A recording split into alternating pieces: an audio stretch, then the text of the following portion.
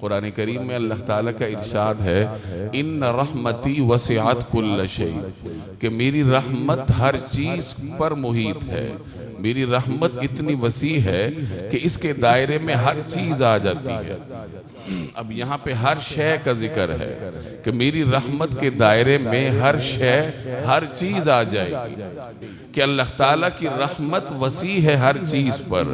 اور ان متقین کو ملے گی، ان تقویدار اللہ تبارک و تعالیٰ کی رحمت کے مستحق ہوں گے جو اس نبی امی کی پیروی کریں گے اس زمانے میں. کہ رسول اللہ صلی اللہ علیہ وسلم کا زمانہ ہے، آپ نبی برحق ہیں، لہٰذا جو شخص آپ صلی اللہ علیہ وسلم کی پیروی کرے گا، اتباع کرے گا، آپ کی سنت پر عمل کرے گا، اللہ تبارک و تعالیٰ کی رحمت کا سزاوار بھی وہی ہوگا. ایک روایت میں آتا ہے کہ قریش نے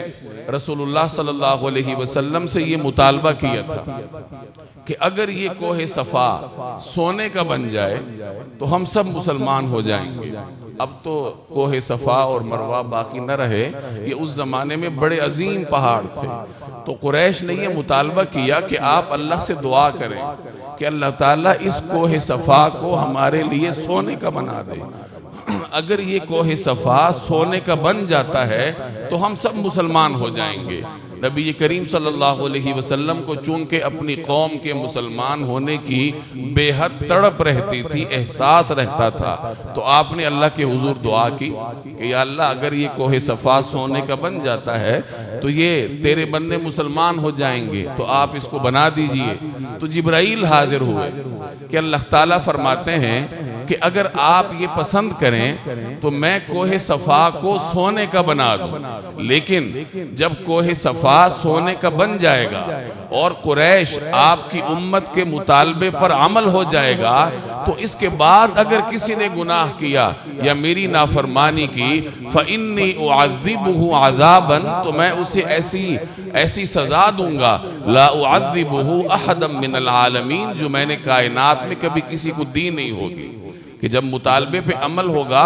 تو پھر اطاعت کرنی پڑے گی، پھر گناہ کا تصور نہیں ہوگا، اور اگر کوئی گناہ کرے گا تو میں اسے دردناک سزا دوں گا. تو اگر آپ چاہیں تو یا تو میں کوہ صفا کو سونے کا بنا دوں، اور اگر آپ چاہیں تو میں کوہ صفا کو سونے کا بنانے کی بجائے ان کے لیے توبہ کا دروازہ کھلا چھوڑ دوں. تو رسول اللہ صلی اللہ علیہ وسلم نے فرمایا کہ عرض کیا کہ پھر مجھے دوسرا آپشن پسند ہے کہ آپ میری امت کے لیے توبہ کا دروازہ کھلا رکھیے. چنانچہ